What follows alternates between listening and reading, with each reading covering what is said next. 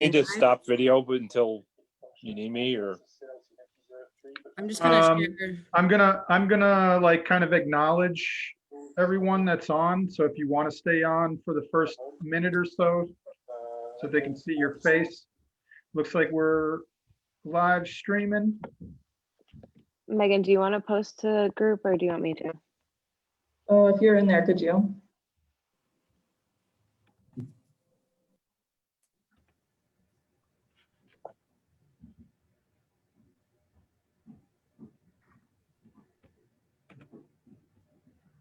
Are we ready to begin? We got another minute.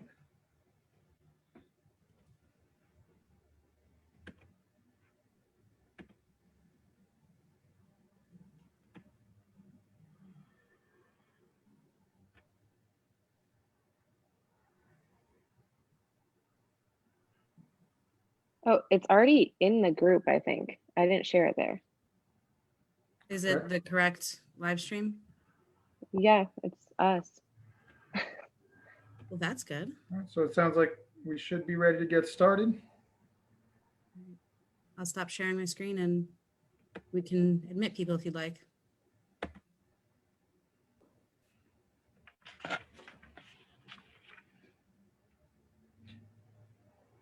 All right. So we are rolling. Good morning, ladies and gentlemen, members of the press, guests and allies. Thanks so much for joining us this morning. My name is Lou Rosado Birch, Connecticut Program Director at Citizens Campaign for the Environment. I am here with a number of my friends and colleagues from the environmental and public health realm across the state of Connecticut. And we are here today to highlight public opposition to the Killingly gas plant and the need to move past fossil fuels. So again, I just want to thank everyone so much for joining us. I want to take a moment to acknowledge some of our allies that are here with us today, some of which you will be hearing from, and then others that may be interested in participating in the Q&A afterwards. So we have folks here from Clean Water Action, Connecticut League of Conservation Voters, the Sunrise Movement, Connecticut Citizens Action Group is here. Thank you guys for joining us. And we have a number of other members that will be joining throughout the press event this morning. And so again, my name is Lou. I am playing the role of CCE Santa today, and we're here to deliver a holiday message to Governor Lamont and to the state of Connecticut. And that is that Killingly Energy Center is the glaring inconsistency in Connecticut's energy priorities. It's completely counterproductive to meeting the clean energy goals that have been established. It's counterproductive to our efforts to clean up air quality in our cities and to create green jobs in the state of Connecticut. Most importantly, I think it's worth mentioning that this is something that is counterproductive to what the public wants to see in Connecticut. And we have been doing a great deal of organizing along with many of our colleagues that are here today around this issue, and have received a tremendous outpouring of public opposition for Killingly Energy Center. That includes more than 650 handwritten letters to Governor Lamont and other decision makers in opposition to Killingly, more than 2,550 emails that have gone unanswered to the governor's office asking him to reject the proposal, and more than 6,000 petition signatures from Connecticut residents voicing their opposition to Killingly and urging the state to move aggressively towards expanding renewable energy in our state. There's a few conflicting priorities here. In September 2019, Governor Lamont signed an executive order directing the state to achieve 100% zero carbon energy system by the year 2040, and has since indicated that he's doubtful about the need for Killingly Energy Center. We also have a Governor's Council on Climate Change process underway that is set up to transition our state away from fossil fuels, modernize our energy grid, and create good jobs. Recently, Attorney General Tong also announced a lawsuit against ExxonMobil for knowing and covering up the truth about climate change and the impacts that burning fossil fuel have on our environment. So why the conflicting set of priorities?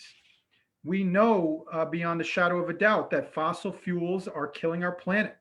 We see the impacts of climate change already impacting our communities.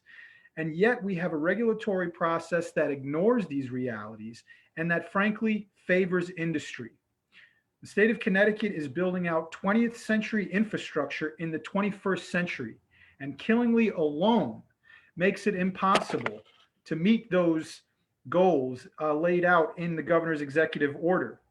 And so it's time for Connecticut to get serious on advancing its clean energy priorities and to stop permitting dirty fracked gas infrastructure that delays our progress on fighting climate change. We need Governor Lamont to walk the walk on this issue. And so that's why we're here today, to hear from some of our elected leaders and some of our advocates. And before I start opening it up to our elected officials, I want to pass it off to Sam Danowski from the Sierra Club to talk a little bit about that GC3 process and to give this conversation a little bit of context. Thanks so much, Lou. Sam Danowski, the State Director of Sierra Club, Connecticut. And I'll be brief. We've all heard a lot of words about Killingly from Governor Lamont and the Commissioner of DEEP. And we've seen a lot of blame getting passed around, but what we haven't seen is action. As recently as yesterday, the Governor's Council on Climate Change met to talk through recommendations to give to the governor on how to meet our climate goals. There is no recommendation on Killingly, and even further, recommendations that were moved forward have been removed, recommendations that would set end dates for fossil fuel expansion and would create a planning process so we have a just and orderly transition from fossil fuels to clean energy. The reason stated by the commissioner was that those were not consensus items. And I can tell you, those that disagreed were the gas companies. So what we have right now is a process that is taking more into account what the gas companies want and what fossil fuel interests want than what the people of Connecticut want. There's a big price on failure for all of us. And that's why thousands of people, as Lou said, have sent messages to the governor and to DEEP. That's why we're here together, asking Governor Lamont to protect us and keep his promise to be a climate leader. We need him to stop Killingly and to suspend any further buildup of fossil fuel infrastructure. Thank you so much, Samantha. I appreciate that. I also want to acknowledge Jay O'Hara from Climate Disobedience. Thank you for joining us. They're calling in from Rhode Island today to show some regional solidarity around this initiative to clean up our energy grid and modernize the way that we produce electricity here in our region. So thank you so much, Jay, for joining us. I'd like to move on to our next guest speaker. Senator Mae Flexer is the Deputy President of the Senate and is one of the local elected officials that will be affected by Killingly. So Senator, go right ahead. You have the floor. Good morning. Thank you very much. I'm really pleased to be here with everyone this morning to once again talk about how unnecessary this power plant is. And I want to thank everyone who's been engaged in this conversation for almost over 5 years at this point. And as has been already stated so clearly, this power plant not only doesn't meet the energy needs of Connecticut, there's actually no evidence that the energy that would be generated here is necessary to meet any sort of demand through ISO New England. And it clearly does not fall in line with our targets for Connecticut for moving towards green energy and clean energy. It's the absolute opposite of that. And so it really does not make any sense why approvals have been given thus far to move this power plant forward. If we say Connecticut is committed to a green energy, why is this power plant moving forward? It makes absolutely no sense whatsoever. And I'm hopeful that the governor and the commissioner will continue to evaluate this and come to the decision that this power plant isn't necessary. It's the wrong decision for us to be making for a variety of reasons, not only because it doesn't meet any energy needs, not only because it doesn't fit into our supposed commitment to a green Connecticut, but it also will have health effects. And I represent the majority of Windham County, which is where this power plant will be built. And we have some of the highest asthma rates for children in the state of Connecticut. And why is that? Because facilities like this continue to be built here. And that needs to be taken into account too. There will be health effects from this power plant being located in our corner of the state, and it should not be approved.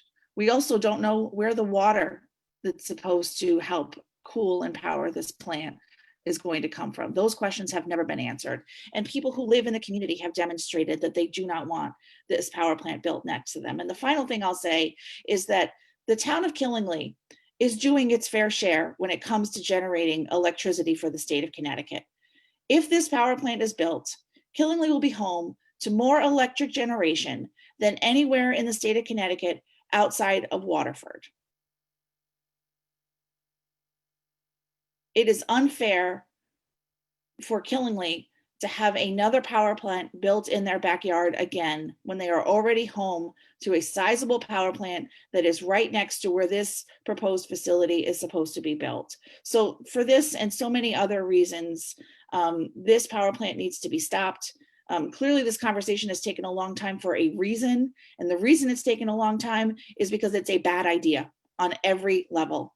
So I'm hopeful, because of the tremendous work that's being done by all the people that are a part of this conversation today and has been done over the last 5 years, that perhaps this power plant proposal will just simply be stopped at this point. Thank you very much. Thank you, Senator. We certainly appreciate you joining us today and speaking up on behalf of your community. We know you have a very busy schedule. I also want to recognize State Representative Geraldo Reyes. He is the incoming Deputy Speaker in the House from the city of Waterbury, and he is also the chair of the Black and Latino Caucus in the Connecticut General Assembly. Representative Reyes, thank you so much for joining us today. You have the floor, sir. Thank you, Mr. Rosado, and thank you to all the colleagues that are on this very important meeting this morning.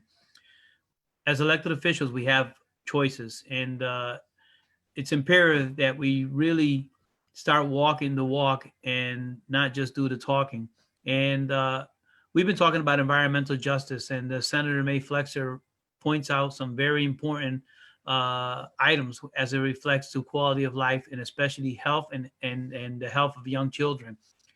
This is environmental justice. People perceive it as only an inner city problem, but this is a statewide problem. And it could be anything that's affecting our air, water, and land is an environmental justice, the way I see it.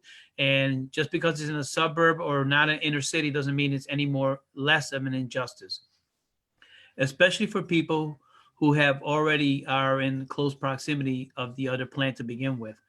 So to this point, I've always believed that I have a simple motto that I like to live by, and it's leaving the earth better than when I found it. I'm a product of the 70s, and I know what the Industrial Revolution did to the city of Waterbury. And I'm proud to see that places, rivers like the Nogta River have made a comeback. The Sound has made a comeback. You know, these things are through hard work.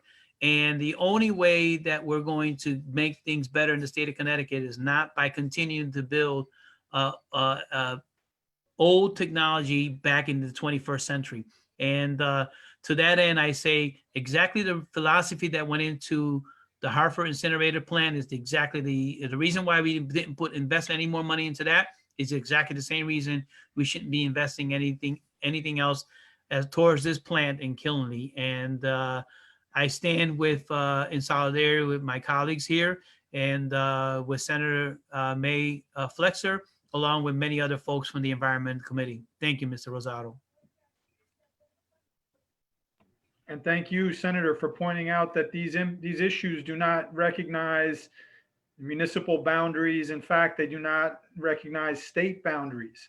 And so, you know, it's important for us to understand that everything is connected and that what we do in one part of the state can have a direct impact and in many cases has a disproportional impact on our cities. And so that's one of the reasons why we are here today, not only to ask Governor Lamont to respectfully to reject and do everything in his power to reject the Killingly power plant, but we're also calling on you in the legislature to enact a moratorium on new fossil fuel infrastructure across the state of Connecticut. It's important to point out that Killingly is not the only plant that is being proposed. There was recently a pre-filing for permits to open up an additional 375 megawatt combined cycle power plant in Middletown, Connecticut. And so we can see that this isn't just a problem that's unique to Killingly, but in fact, an inability to prioritize that is going to affect our entire state. And so thank you again to both of our legislative speakers. I want to turn now to a face that many of you will recognize, former Hartford City Councilwoman, Councilor Cynthia Jennings. Please go right ahead, ma'am. You have the floor.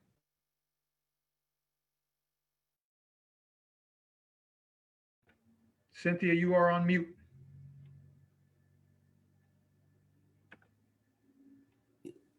Okay, I'm sorry. Thank you, Lou, for inviting me, and thanks to the Connecticut Campaign for the environment for holding this important meeting. I think that it's critical. I'm standing and joining the public opposition to the gas plant in Killingworth, and I am in Killingly, and I'm very concerned about the fact that we're divided into 169 towns, and that it's critical that we work together if we want to live in a Connecticut that looks like what the place that we want our children and grandchildren to grow up in. I've been involved in the environmental justice movement for more than 20 years, along with Dr. Mark Mitchell, along with Sharon Lewis, along with, I was one of the original members and co-founders of the Connecticut Coalition for Environmental Justice, as well as I now sit on the I sit on the board of directors of I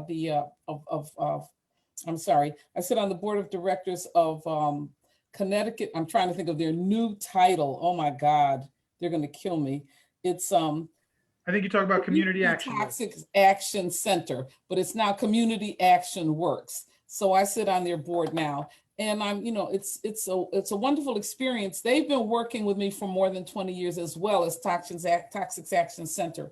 And I want to thank those individuals from your town that came out to Connecticut, to Hartford, to oppose fracking waste when we were doing our fracking waste resolution.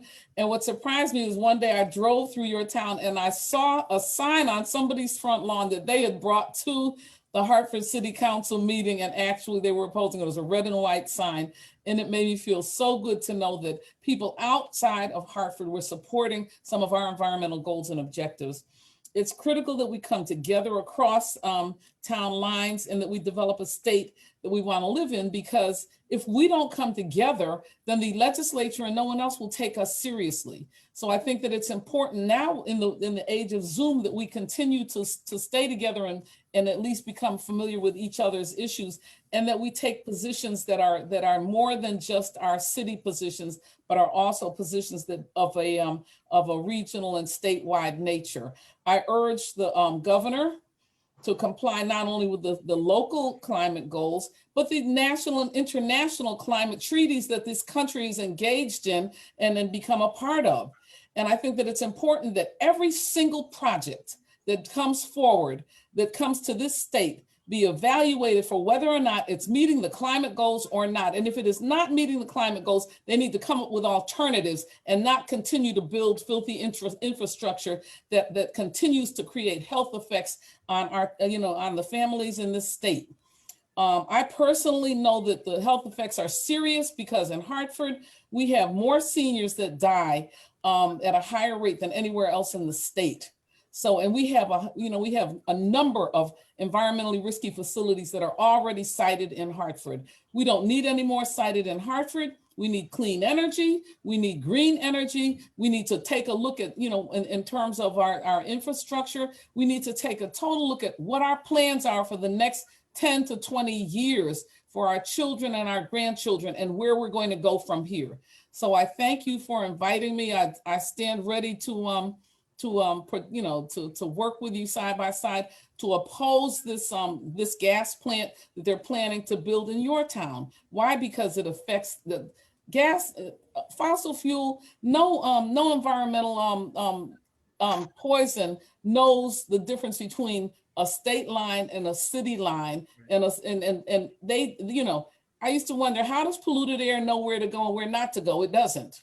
Okay, we have a responsibility to take leadership at all costs. I mean, we will have to fight in order to get this, but we must fight, and we must present to every single legislator. We must present to every single local town. We must urge, like when people came to me and asked me to do something for fracking waste, I couldn't say, well, we don't have fracking in Hartford. No, we want to oppose fracking everywhere, but we definitely want to oppose it in Connecticut. So we can make sure our local officials put forward resolutions to stop things that are going to be harmful anywhere and everywhere. So I thank you for holding this, and thank you for inviting me, and I certainly stand ready to support you in anything that you choose to do in your town as you have with ours. Thank you so much, Councilor. We very much appreciate that. Very, very well said. And thank you for touching on some of the public health impacts. To expand upon some of those points, we would like to bring in a new colleague that I have not had the pleasure of working with before, but that is doing some very important work. Dr. Todd Douglas is a postdoctoral associate in the Department of Molecular, Cellular, and Developmental Biology at Yale University. Dr. Douglas, please go right ahead, sir. Well, thank you so much for the opportunity to speak. I really appreciate it. I think everyone here is doing absolutely amazing work, and I'm very happy to contribute in any way. But so talk a little bit about public health. I mean, this year has brought conversations of public health to really every household across the nation. At the center of this conversation was this invisible enemy, the novel SARS coronavirus 2, of course, the virus that causes COVID-19. This really reminded us all that what we cannot see really can hurt us, or worse, kill us. And our fear of this invisible enemy was very much justified. Now, consider that the proposed natural gas power plant in Killingly will emit dozens of different invisible enemy chemicals in enormous quantities that will really unequivocally negatively impact the health and livelihood of the residents of Killingly, and has been mentioned earlier, the surrounding areas, because these chemicals don't care about state lines or city lines. These enemies include benzene, aldehydes, sulfur dioxide, nitrogen oxides, polycyclic aromatic hydrocarbons, etc. Now, these aren't necessarily household names like COVID, but if this plant is built, rest assured that the residents of Killingly and surrounding areas will become familiarized with them, whether they know it or not. Now, what's scary about these toxic chemicals is that, like COVID, you may very well not present with any immediate symptoms. You could be breathing in these fumes day in and day out, drinking the contaminated water for maybe months, if not years, and not necessarily feel the effects. And when you do, it might be too late. Keep in mind that many of the chemical byproducts we're talking about show toxicity in the parts per billion range, which means that just one molecule among a billion others is enough to have adverse health effects. Researchers from Duke University and the University of Missouri recently showed that groundwater near oil and natural gas operations disrupt testosterone, estrogen, and other hormonal pathways in cells. And then the same group also found that 23 of the most commonly used chemicals in oil and natural gas operations decreased sperm counts and increased testes, body, heart, and thymus weights when low doses were fed to mice prenatally in their drinking water. Another study from the Colorado School of Public Health of 3,000 babies showed that the odds of a baby being born with a congenital heart defect is somewhere between 2.6 and 4.6 times higher if the mother lives within a 10-mile radius of a natural gas well. Another study examined refinery wastewater and found it to have significant genotoxic effects, meaning that it damages the genetic information within a cell, causing mutations, a phenomenon that is largely a precursor to cancer. Now, keep in mind, the Killingly power plant has requested to pump out up to 90,000 gallons of wastewater every single day, 90,000 gallons a day. And now this wastewater will contain lead, ammonia, petroleum, phosphorus, copper, and other metals. Inhaling some of the 2.2 million tons of smoke and particulate matter produced by a gas power plant has well-described damaging effects on the lungs and respiratory system, leading to conditions like asthma and COPD. A recent study by Harvard researchers examined 3,089 counties in the US, which accounts for about 98% of the population, and they found that areas with higher fine particulate matter pollution are significantly positively associated with higher county-level COVID-19 mortality rates, simply meaning that in areas with more pollution, you generally have more COVID-19 associated deaths.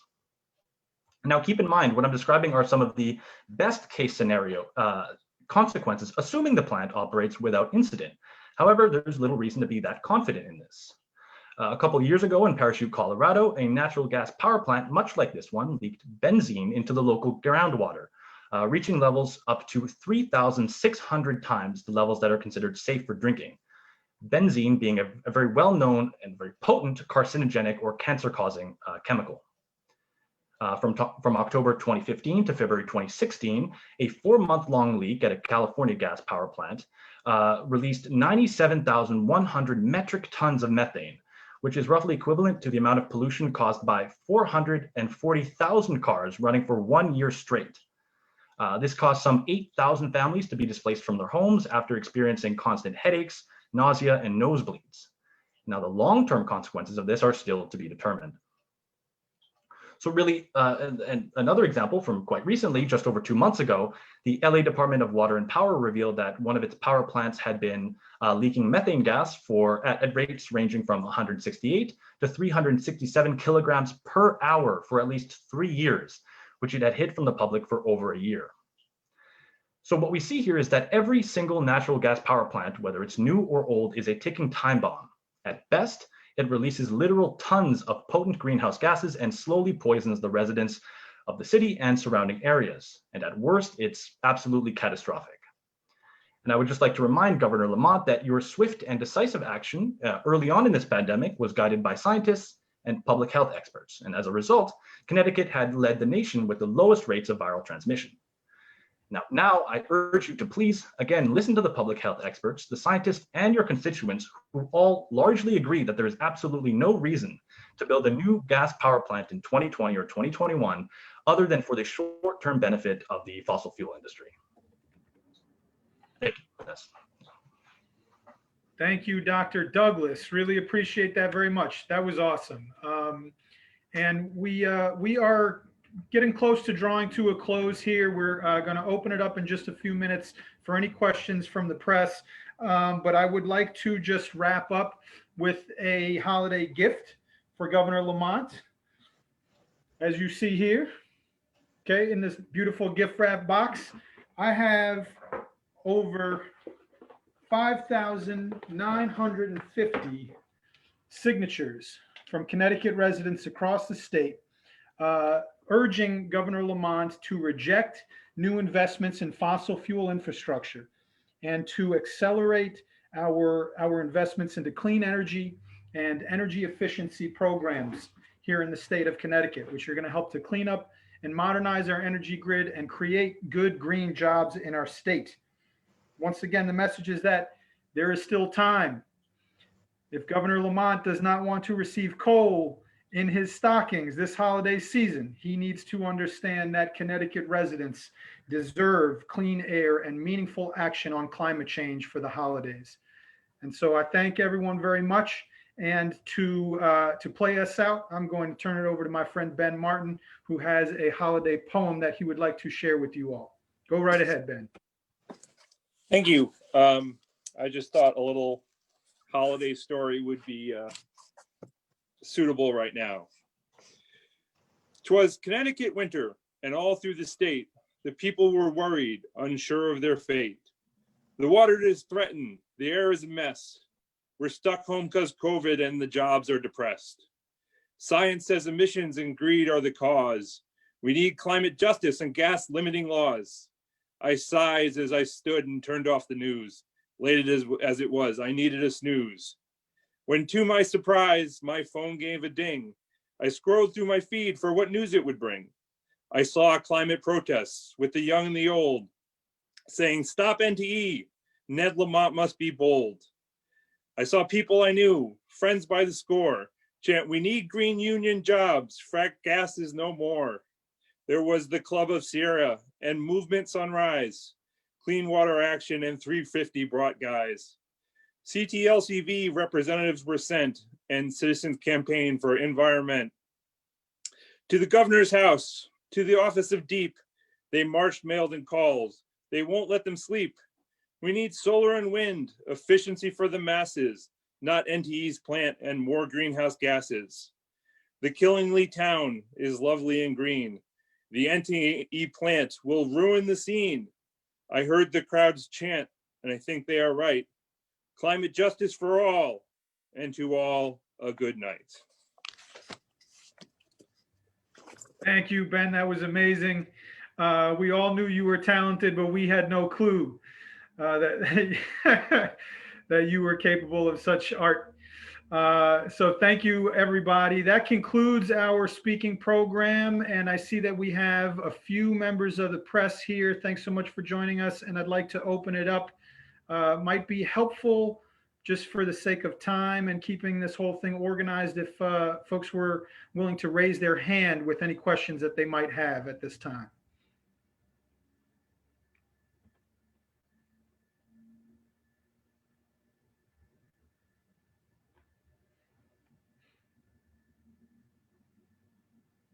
Again, just taking a moment to acknowledge any members of the press that would like to speak.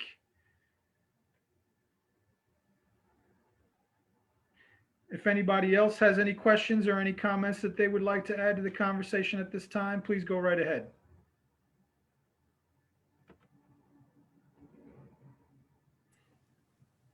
Okay, how do I raise my hand?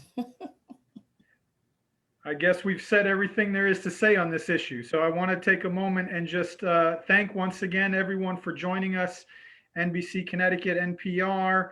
I see that Representative Palm has joined us. Representative, would you like to speak up? Thank you so much. I want to be very brief in throwing my support toward this wonderful movement. And I believe strongly that if there is a poor alternative, business interests will take it. If people are forced to do the right thing, they will adapt. If we've learned nothing from the pandemic, it's that we are adaptable and inventive. And this is not, that this Killingly plan is not a reflection of a lack of technology or a lack of ideas. It is a lack of political will. And I want to thank my colleagues, Representative Reyes, Mae Flexer, and all the others who understand this. And it's time for us to be bold and brave. And I call upon all my colleagues and the governor to do the right thing, because stepping backward now lets down the younger generation, which is my main concern. They had no hand in creating climate chaos, and they will suffer the most from it. So please count me among the chorus of people opposing this, and I stand at the ready to do whatever I can to help you. Thank you.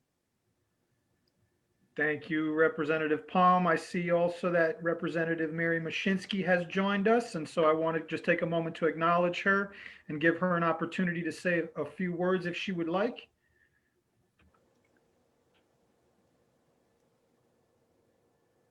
Good morning, Mary. We can hear you. Good morning, Lou. Can you hear me now? Yes, ma'am, you have the floor. Okay, thank you. I think the reason we have to cancel this plant is that it is blocking our progress toward meeting the goals of global greenhouse gas reduction. We're supposed to go 45% reduction by 2030, which in itself is not good enough. But this is to build another power plant is an off-ramp for all the other techniques we use to reduce demand, such as energy efficiency, retrofitting buildings, residential, rental, and business buildings, and putting people to work, going out there and doing the retrofit work to even out the demand on our power sources. When you have a new power plant coming online, it takes away from the effort to do efficiency, and that makes it easy for the legislature to take money out of the efficiency fund, which is raised by ratepayers and is supposed to go back into energy efficiency and clean energy. And in the last 2 years, that money was taken for the budget, and people who did this work were laid off, even though they have the skills to help the community. And a power plant is just an easy way to avoid doing the hard work of efficiency. We have to, in order to meet the deadline of reducing our greenhouse gases, and also to keep people working in the community to make our buildings more efficient, we have to really concentrate on that and not build this off ramp, which is a new power plant, which is an excuse to not do the efficiency work. So I think in order to really concentrate on reducing demand and being more efficient, we have to draw the line and say, this is no more new plants. We're going to now work on efficiency. And that is the #1 reason why I support canceling this plant. Thank you, Representative. And I appreciate all of our elected officials joining with us today to send this message. I would like to reiterate, great point by Fran from BYO Connecticut. More jobs will be created than this project through wind and especially solar investment in our state. We do know that despite what NTE has been saying, that the Killingly plant only is really projected to create between 25 and 40 long-term jobs. That pales in comparison to the thousands of skilled green jobs that we could be creating through renewable energy here in Connecticut. And so this is really the energy future that we seek, and that we believe that the majority of the American public, the Connecticut public rather, seeks as well. So I want to thank once again everyone. If there are no questions or comments from the media, and I'll give them one last opportunity to do that. Going once. Thank you so much, everyone, for joining us today for our virtual press conference. We're going to be sending these petition signatures out to Governor Lamont's office at the end of this week, and we're going to be getting to work to establish that moratorium on fossil fuel infrastructure and to help advance renewables and energy efficiency in our state. We thank you all for joining with us today, and we hope everyone has a happy, healthy holiday season. Thank you.